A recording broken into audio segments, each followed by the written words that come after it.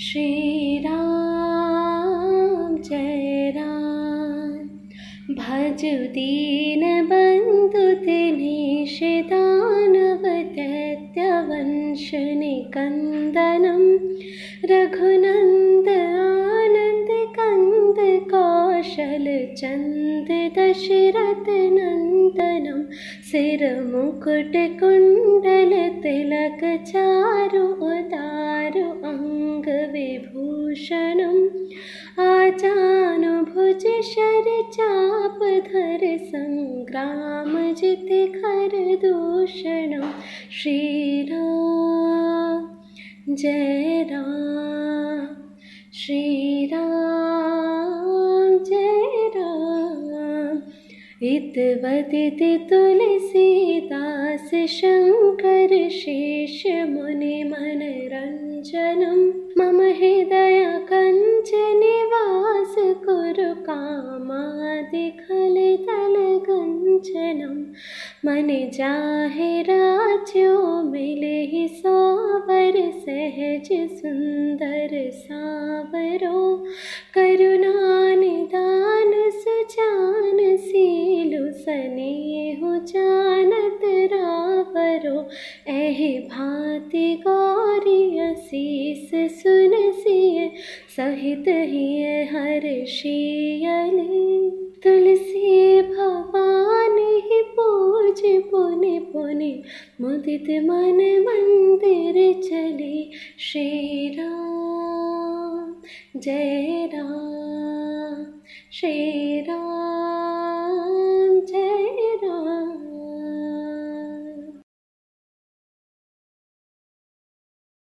शरयू नदीतीरी वसलेल्या व प्रत्यक्ष मनुने निर्मिलेल्या अयोध्या नगरीत ईक्ष्वाकु वंशाचा राजा दशरथ राज्य करीत होता. सर्व प्रजा सुखासमाधानात होती. राजा प्रजाहित लक्षवादी होता. सर्व प्रजेचे तो पित्याप्रमाणे पालन करीत होता. अशा दशरथ राजाची अयोध्या नगरी स्वर्गापेक्षाही सुंदर व वैभव संपन्न होती. परंतु अपत्य प्राप्ती न झाल्यामुळे कुलगुरू वशिष्ठ यांनी दशरथ महाराजांना पुत्र कामेष्टी यज्ञ करण्यासाठी सांगितले.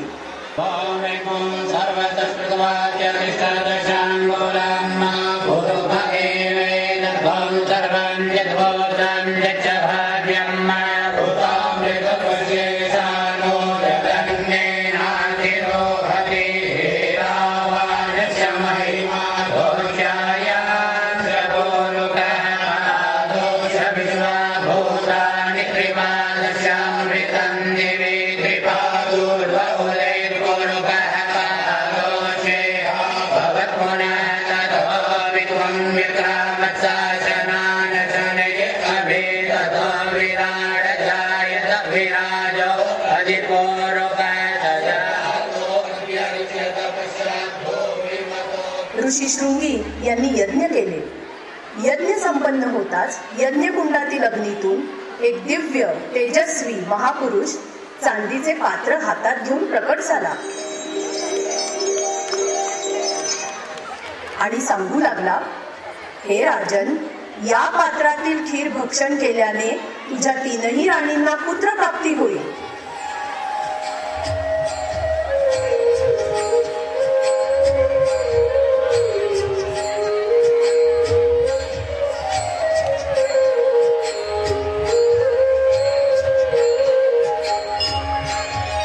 चैत्र मासातील शुद्ध नवमीला पुनर्वसू या शुभ नक्षत्रावर श्रीरामांचा कौसल्याच्या पोटी जन्म झाला.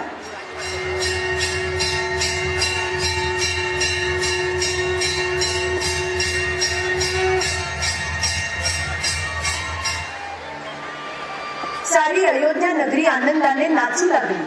त्याचप्रमाणे कैकेयीला भरत व सुमित्रेला लक्ष्मण व शत्रुघ्न पुत्रप्राप्ती झाली.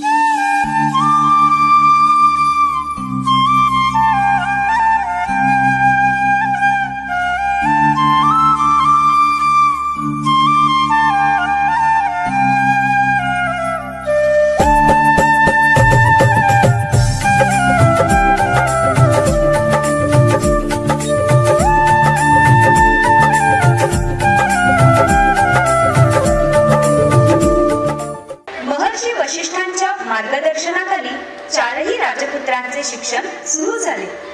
विद्यार्जनाबरोबरच छात्र धर्माचेही शिक्षण सुरू होते. तलवारबाजी, घोडदौड, धनुर्विद्या इत्यादी कलांमध्ये प्रावीण्य मिळवले.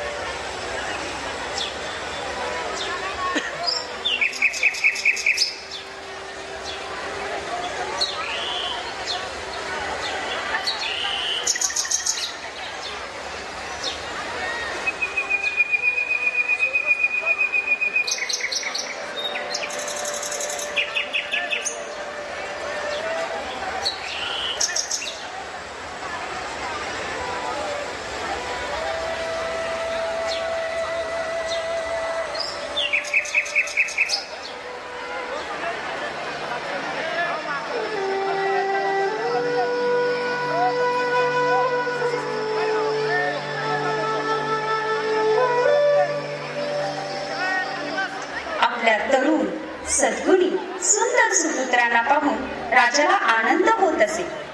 पुत्रांच्या सहवासामध्ये त्यांना स्वर्गसुख वाटू लागले.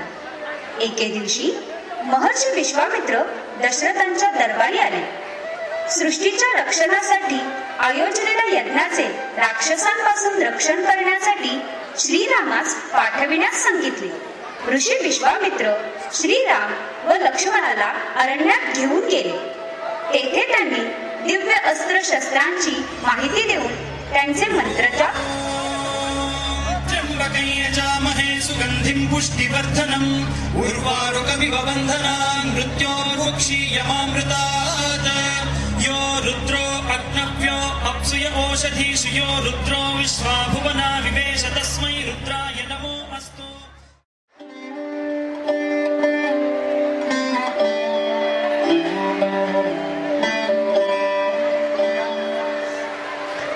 अत्यंत सुंदर व सुस्वभावी सीतेचे स्वयंवर राजा जनकाने आयोजलेले होते. देशोदेशीचे राजकुमार स्वयंवरासाठी जमले होते. राजा जनकाने स्वयंवरासाठी एक प्रण ठेवला होता. पूर्वी भगवान शंकरांनी प्रसन्न होऊन परशुरामास पिनाक नावाचे शिवधनुष्य दिले होते. परशुरामाने ते जनकास दिले. अनेक वीरांना अथक प्रयत्नांनीही न उचलता येणारी शिवधनुष्य जानकी सहजरित्या हाताळत होती. म्हणून तिच्या स्वयंवरामध्ये शिवधनुष्य उचलण्याचा रण ठेवण्यात आला.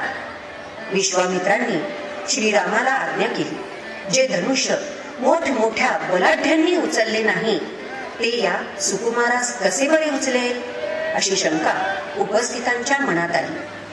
श्रीरामांनी विश्वामित्रांना वंदन करून राजा जनकाची अनुज्ञा घेतली. श्रीरामांच्या दर्शनाने जानकी मनोमन सुखावली होती. श्रीरामांनी शिवाचे नामस्मरण करून धनुष्यास वंदन केले.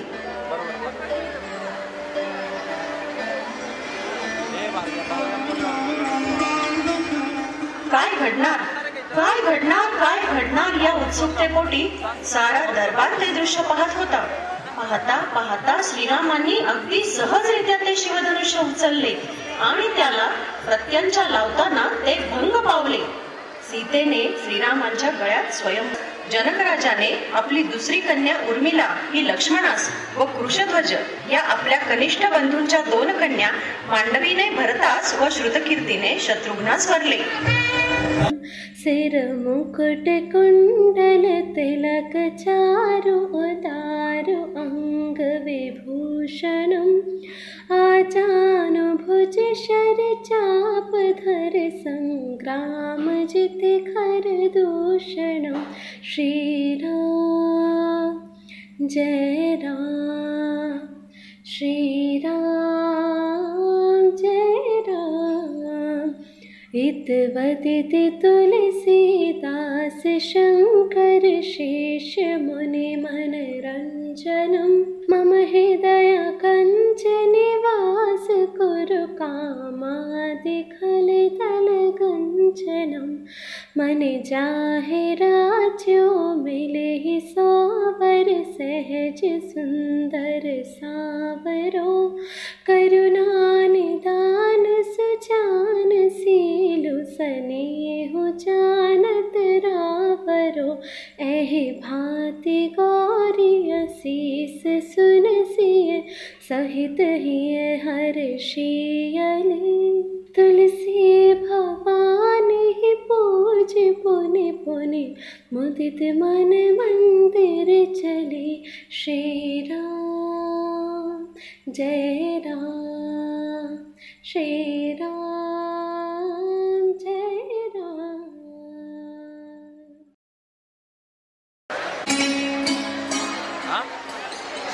वयाने, अनुभवाने, ज्ञानाने व पराक्रमाने ज्येष्ठ असणाऱ्या श्रीरामांचा राज्याभिषेक करावा असे दशरथ राजांनी ठरवले.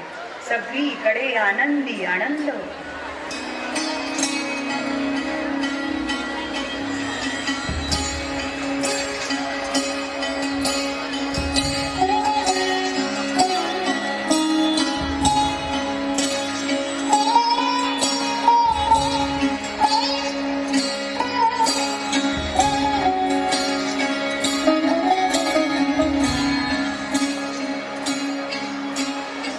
नगरवासियांप्रमाणे कैकेयीही आनंदात होती. राम राजा होणार म्हणून राज्याभिषेकाची तयारी करीत होती.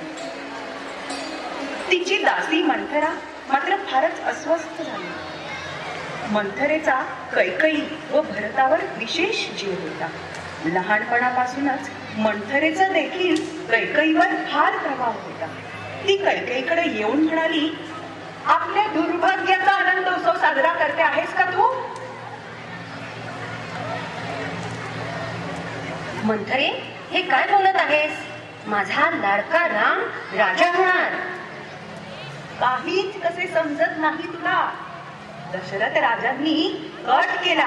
तू सर्वात लाडकी, सुंदर, आवडती राणी. पण तुझा राम राजा झाला की तो भरतास हकलून देईल. कौशल्या राजमाता झाली की ती तुला तिची दासी करेल. खरे आहे, तू योग्य वेळी सावध केलेस मला. पण यावर उपाय तो काय? आठव आठव आठव, तू पूर्वी देव आणि दानवांच्या युद्धात राजा दशरथांचे प्राण वाचवले.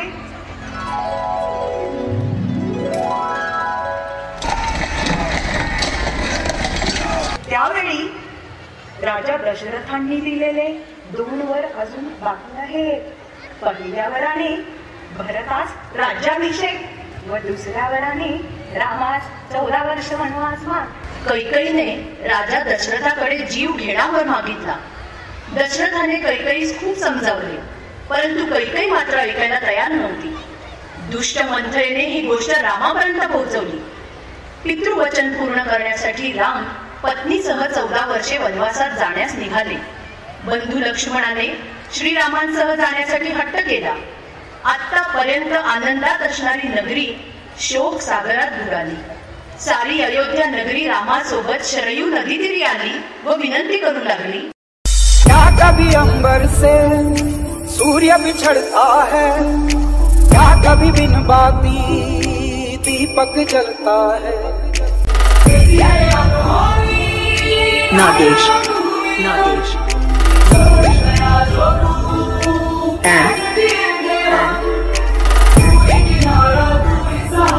DJ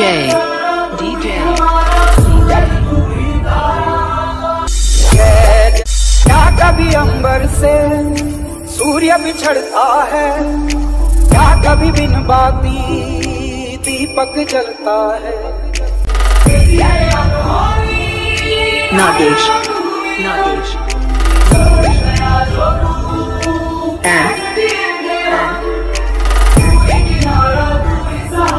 DJ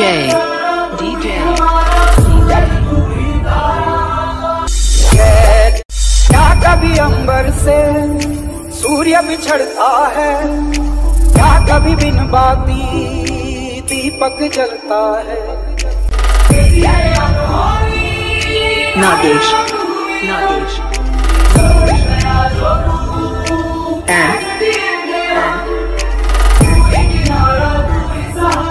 DJ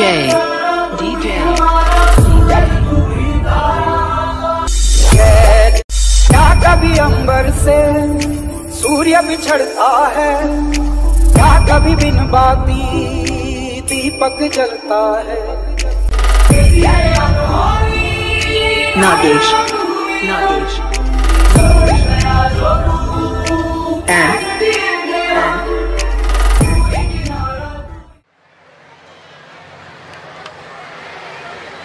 भरताला ही वार्ता कळताच तो श्रीरामांना अयोध्येत नेण्यासाठी आला.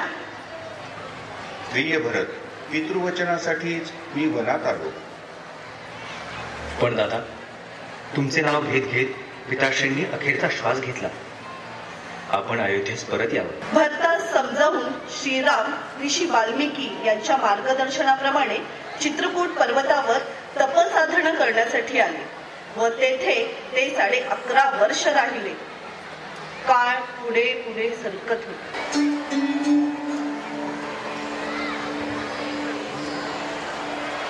एके दिवशी अचानक शूर्पणखा नावाची राक्षसीण तेथे आली.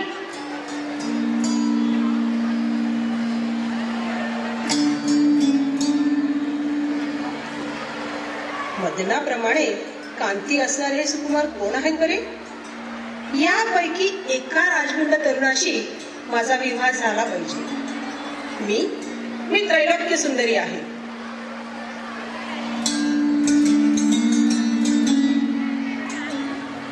हे सुकुमार, तू माझ्याशी विवाह कर व माझा हो.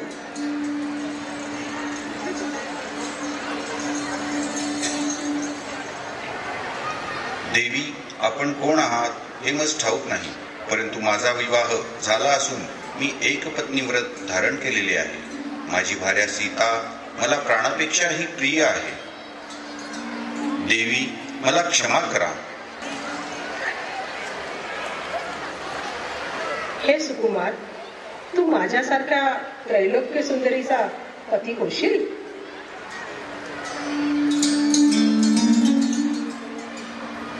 हे देवी, माझाही विवाह झाला असून माझी पत्नी उर्मिला अयोध्येत राहून आमच्या तिन्ही मातांची सेवा करत आहे. तरी आपण इथून निघून जाणे योग्य ठरेल.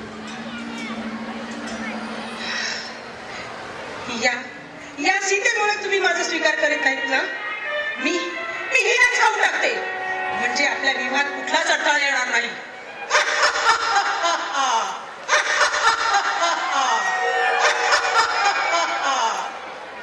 थांब दुष्टे, तुला शासनच करतो.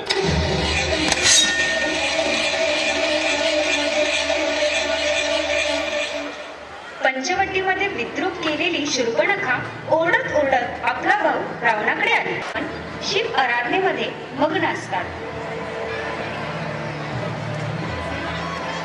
कर चरण कृतम वा कायजम कर्मजम वा श्रवण नयनजम वा मानसम वा पराधम विहितम विहितम वा सर्वमेतक्षवस्. जय जय करुणाब्धे श्री महादेव शंभो. श्री महादेव शंभो. श्री महादेव शंभो. मानसं वा पराधम विहितं विहितं वा सर्वमेतक्षवस्. जय जय करुणाब्धे श्री महादेव शंभो.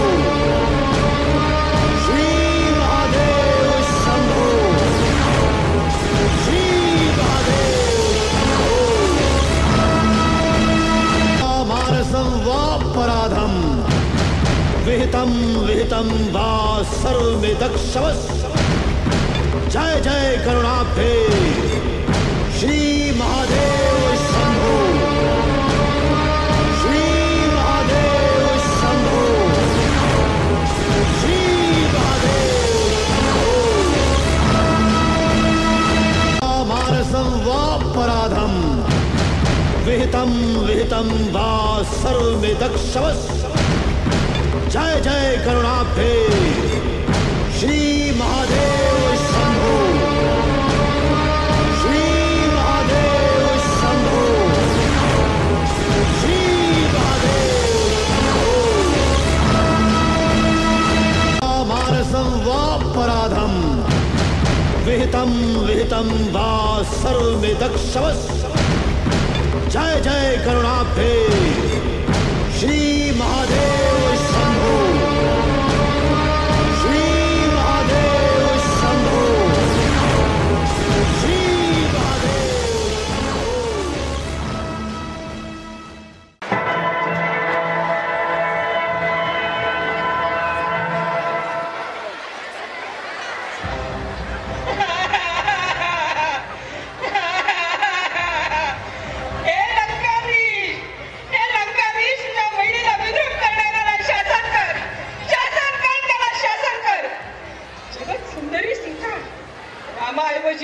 तुझीच पत्नी म्हणून असली पाहिजे, ही तुला शोभून दिसेल. तिचा हरण कर आणि माझ्या अपमानाचा सूड घे तू.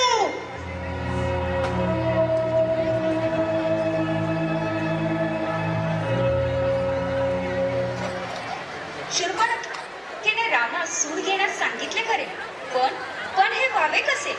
कारण श्रीराम व लक्ष्मणाच्या पराक्रमाने दंडक अरण्यात वावरणाऱ्या अनेक राक्षसांना यापूर्वीच पळवून लावले होते. आणि कपट करून सीतेचे हरण करण्याचे रावणाने योजले.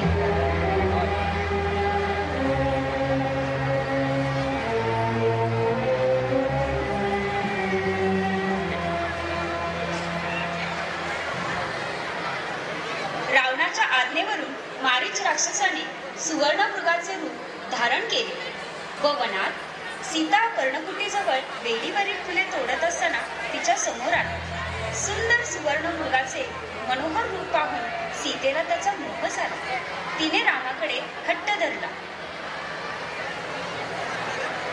लक्ष्मणा, मी सुवर्ण मृगास घेऊन येईपर्यंत तू तुझ्या वहिनीचे रक्षण कर. माझ्या कर्तव्यात मी कसूर नाही करणार. आपण निश्चिंत असावे.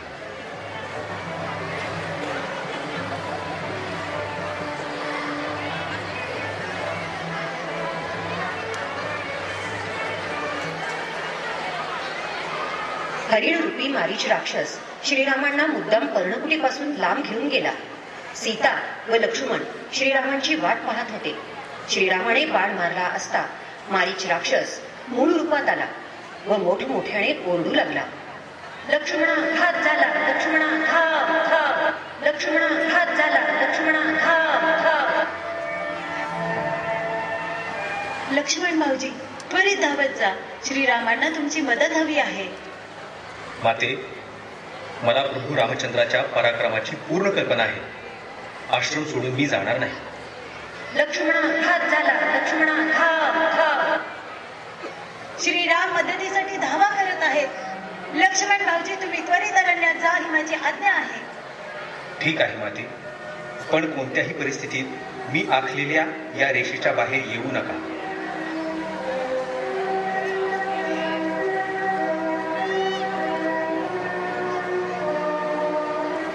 मायावी रावण साधू वेशात सीतेच्या दारात आला खरा, पण लक्ष्मणाने आखलेल्या रेषा त्याला ओलांडता येईना. तो लक्ष्मण रेषा ओलांडण्यास गेला की ज्वाला प्रज्वलित व्हायच्या, म्हणून नाईलाजाने तो तेथेच थांबला.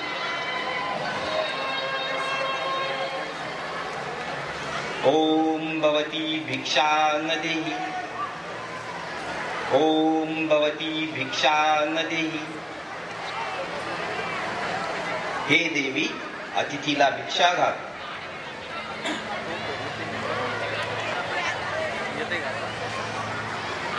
आपणच पुढे येऊन भिक्षेचा स्वीकार करावा. मला भिक्षा नाही घातली तर मी इथेच देहत्याग करेन आणि ब्रह्महत्येचं पातक तुझ्या माथी लागेल.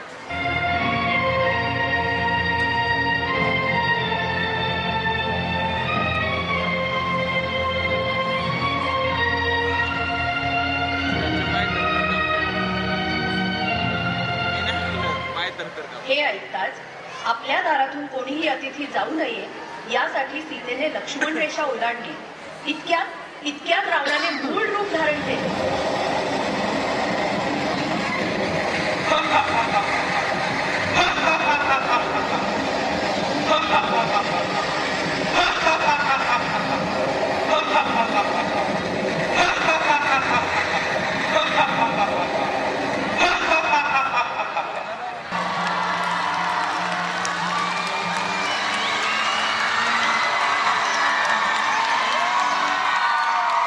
कळ जावा, बोलव त्याला, बोलव त्याला, कळ जावा.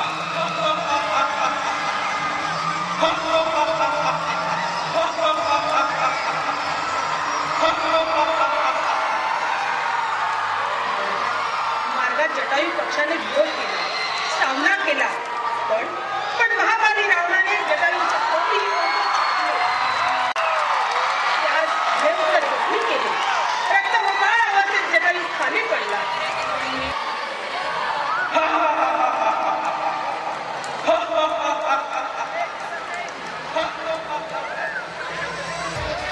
व रावण सीतेला घेऊन लंकेस गेला. इकडे कर्णकुटीत श्रीराम व लक्ष्मण परत आले.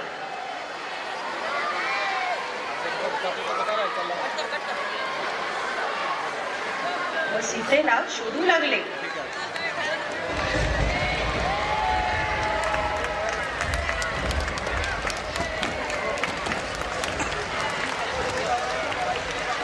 सीते सीते कुठे आहेस तू?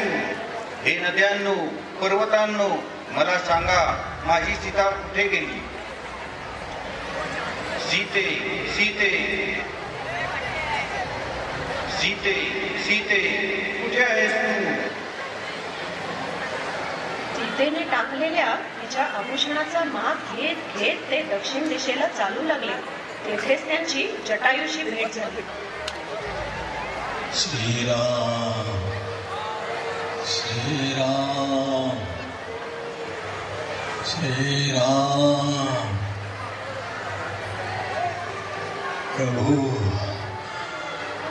मी सीता मातेचं रक्षण करण्यासाठी खूप प्रयत्न केले, पण त्यात मी अपयशी ठरलो. ते मातेला लंकेकडे या दिशेने घेऊन गेले.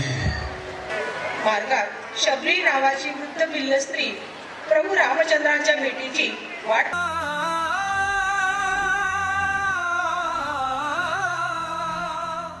अंजनी पुत्र पवन सुत नामा, महावीर विक्रम बजरंगी, कुमति निवार सुमति के संगी, कंचन बरन विराज सुबेसा, कानन पंचारी बुद्धि तनु जानी, जय सुमिरो पवन कुमार कुमार.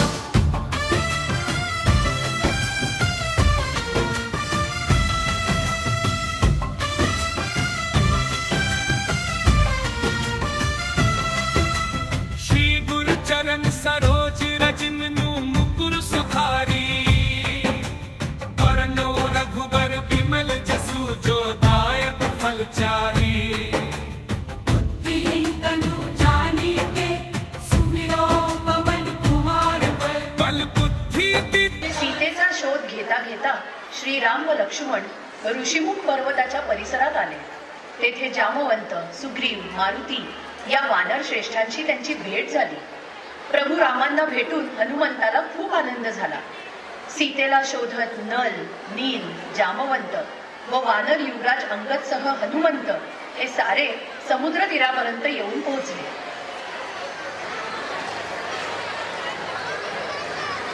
राम राम राम.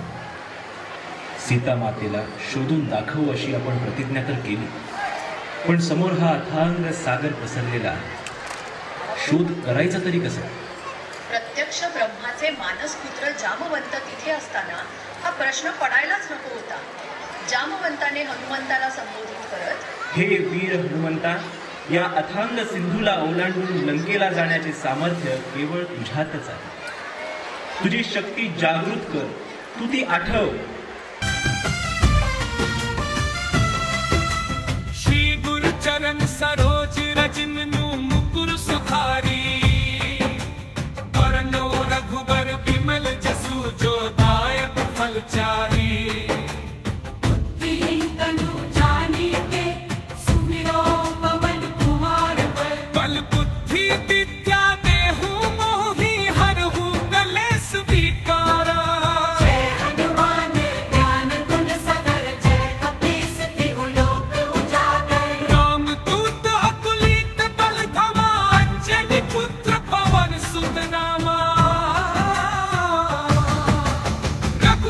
कीनी बहुत बड़ाई, तुम मम प्रिय भरती समाई। सहस बदन तुम रोजस गावे, अस कह श्रीपति कंठ लगावे। संतादि ब्रह्मादि मुनीसा, नारद सारद सहित अहिसा। तेरा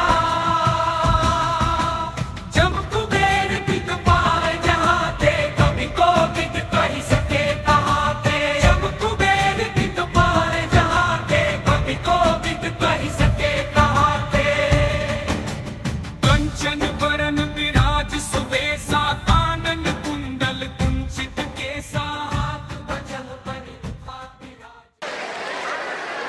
हनुमानाने सागर पार करून लंकेत प्रवेश केला.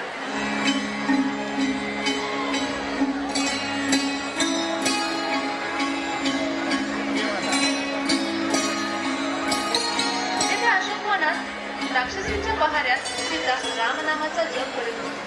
रामविरहाने सीता शोकसागरात बुडाली होती.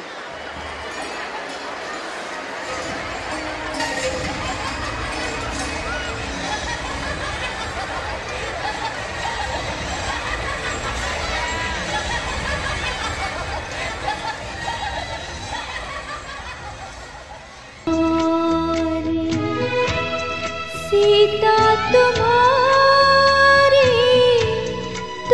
सीतेची भेट घेऊन श्रीरामांचा दूत असल्याची खात्री करून दिली व अशोकवनात खाण्यास काही मिळते का हे पाहण्यासाठी गेला.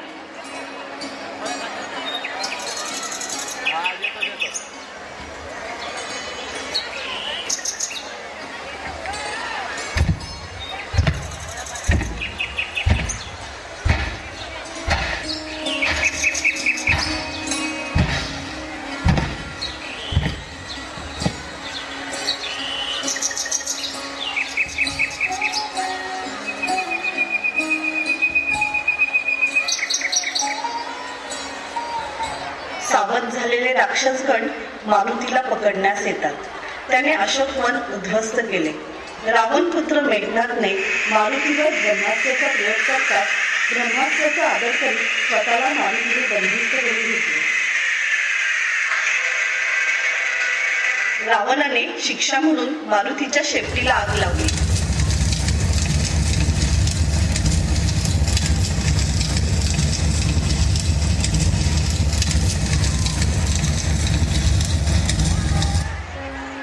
दगड समुद्रात टाकताच खाली जात होते. हनुमंताने प्रत्येक दगडावर श्रीराम लिहिताच दगड पाण्यावर तरंगू लागले. रघुपति अतुलित बलधामा,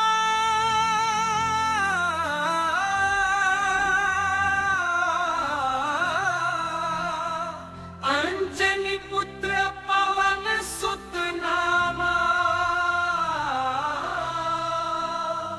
महावीर विक्रम बजरंगी, कुमति निवार सुमति के संगी। कंचन बरन विराज सुबेसा, कानन पंचारी बुद्धि तनु जानी। जय सुमिरो पवन कुमार कुमार।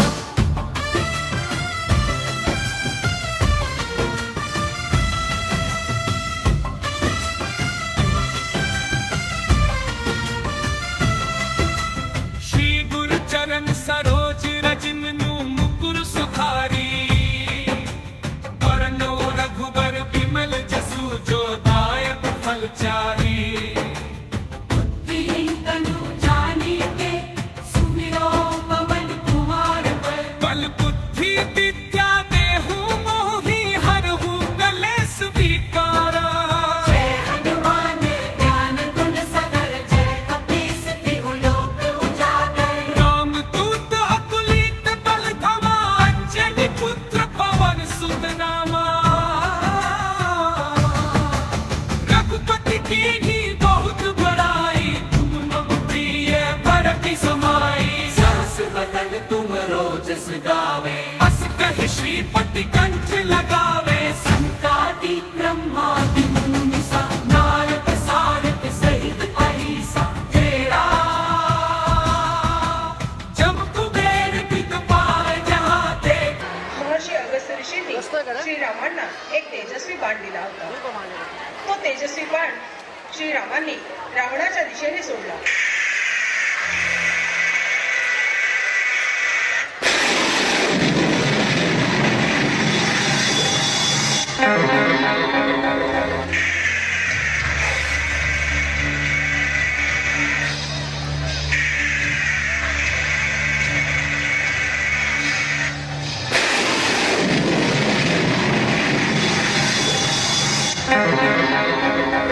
रावणाला तो बाण लागताच रावण धाडकन जमिनीवर पडला. रावण मरण पावला. रामाचा विजय झाला. जांबवंत, हनुमान, अंगद, सुग्रीव, विभीषण यांच्यासह सीतेस घेऊन श्रीराम अयोध्येत आले. त्यांच्या विजयाची वार्ता आधीच अयोध्येमध्ये पोहोचली होती. अयोध्यावासियांनी दिवे लावून व गुढी उभारून त्यांचे स्वागत केले.